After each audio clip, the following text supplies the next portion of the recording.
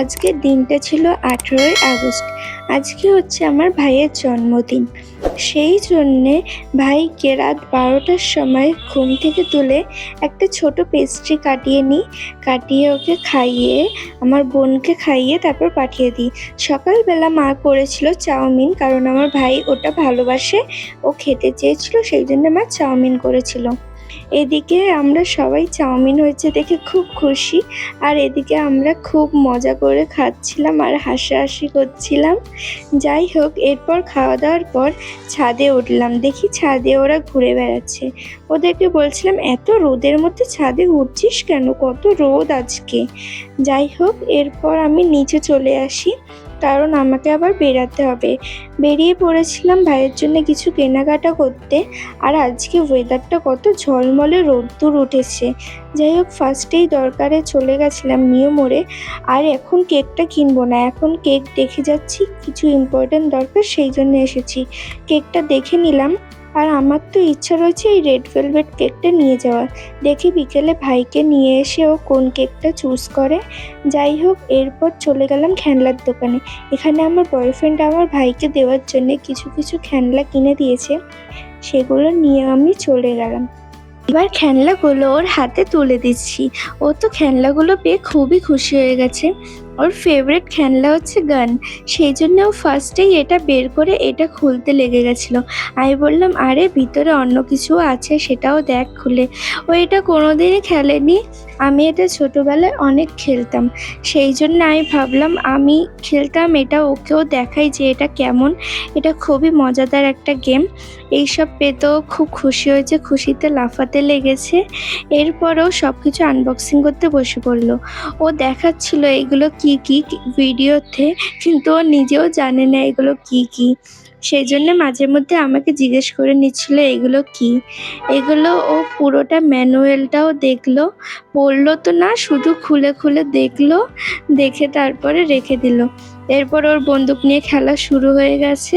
আর এদিকে মায়ের রান্নাবান্না হয়ে গেছিলো, তাই আমাদের খেতে দিয়ে দিয়েছে। আমাদের আজকে হয়েছিল গৌরবের ফেভারেট ফ্রাইড রাইস আর কষা মাংস। এটা আমাদের খুবই ফেভারেট, আর আমার মা এটা খুবই টেস্টি করে রান্না করে। যাই হোক, আমরা খেতে বসে পড়েছিলাম। আজকে বেশ খুব মজা করে খাওয়া হয়েছিল, খুবই টেস্টি হয়েছিল, অসাধারণ লেগেছিল একদম। যাই হোক, আমি তো খেতে বসে পড়েছি, আর ওয়েট হচ্ছে না। এদিকে মা আমার ফেভারিট পিস মাংস দিয়েই যাচ্ছে, তারপর লাস্টে খাচ্ছি। এবার খেয়ে দেখলাম, উফ, জাস্ট অসাধারণ হয়েছে রান্নাটা। এরপর দেখছি বিকেলবেলা হতেই অনেক জোরে জোরে বৃষ্টিও হচ্ছিল, এতে তো আরও মজা লাগলো। এবার ভাই আমাকে নিয়ে টানাটানি করছে, কেক কিনতে আমাকেও সাথে নিয়ে যাবে তাই। আর আমরা মিয়ামোর থেকে কেকের সাথে সাথে আর একটা জিনিস নিয়ে এসেছিলাম। এটা আজকে ফার্স্ট টাইম ট্রাই করব। এটা খেয়ে দেখলাম মোটামুটি ছিল, অতটাও ভালো লাগেনি। যাই হোক, এই যে আমাদের বার্থডে বয় রেডি হয়ে গেছে, একদম রেড কালারের জামা পরে একদম রেডি। আর ওইদিকে প্যান্টটাও দেখাচ্ছিল যে ও কেমন পরেছে। আসলে তো খুব গরম এখানে, সেই জন্য হাফ প্যান্ট পরেই আছে ঘরে। এবার আমরা সবাই মিলে বেরিয়ে পড়বো, রাতে কিছু শপিং করব, তাই শপিং করতে আমরা বেরিয়ে পড়েছি। সবাই আমরা বেরিয়ে পড়লাম, তালা টালা মেরে দেওয়া হলো। এবার আমরা সবাই বেরিয়ে পড়ছি। এখানে আমি দাঁড়িয়ে রয়েছি, ওদের এখনো হচ্ছে না, কত সময় লাগায় ব্যাঙ। এবার যাই হোক, আমরা হাঁটতে শুরু করে দিয়েছি, বাজারের দিকে যাচ্ছি। মা প্রথমেই ভাইকে নিয়ে একটা দোকানে গিয়ে ভাইয়ের জামা দেখতে লাগলো, আর আমি একটা জামা চেঞ্জ করব বলে সেই দোকানে চলে এসেছি। জামা চেঞ্জ করব, আর এদিকে আমাকে অনেক অনেক জামার অপশান দেখাচ্ছিল। তার মধ্যে থেকে আমি একটা চুজ করে নিয়েছি। সেটা চুজ করে নিয়ে আমি ভাবলাম এটাই নেওয়া যাক। আমি কি কি জামা নিচ্ছি সেগুলো কিন্তু আমি একটা লং ভিডিও আনবো, তোমরা কিন্তু ভিডিওটা মিস করো না। এদিকে আমি ভাই যেই দোকানে এসেছিল সেখানেও এসে গেছি। ওকে এদিকে প্যান্টের কালার চুজ করতে বলা হয়েছে, আর ও এদিকে আন্তাক্ষরী শুরু করে দিয়েছে কোনটা নেবে সেই জন্যে। যাই হোক, ও মোটামুটি একটা ড্রেস পছন্দ হলো, একটা প্যান্ট, সেটা ফাইনাল করে আমরা নিলাম। এদিকে আবার ওর জন্যে জামাও দেখা হচ্ছিল, কি কি জামা ওর জন্যে নেওয়া যায়।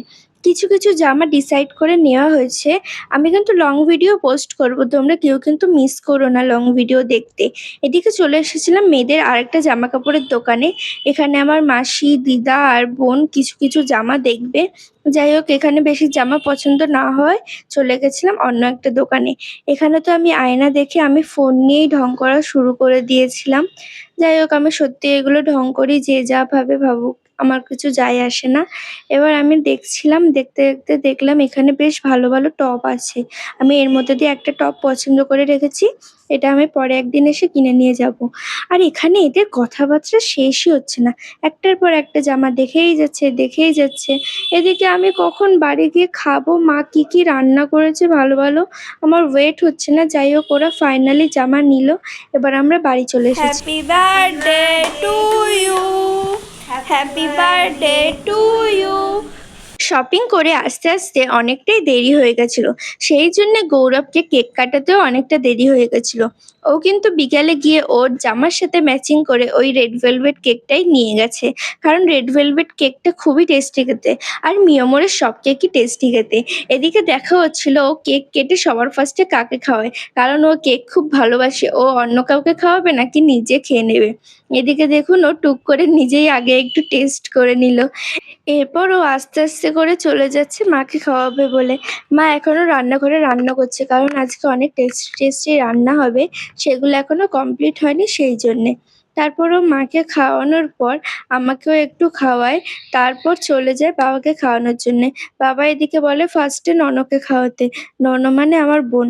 তা ওকে আগে খাইয়ে নেয়, খাওয়ানোর পর দিদাকেও খাইয়ে দেয়। দিদাও খেয়ে নিয়েছে। এরপরও চলে যায় ইতিমাসিকে খাওয়াবে বলে। এদিকেও ইতিমাসিকেও খাওয়ানো হয়ে যায়। তারপরও পুরো কেকটাই নিজে টুক করে খেয়ে নেয়, কারণ এতক্ষণ ও ওইটার জন্যই ওয়েট করছিল।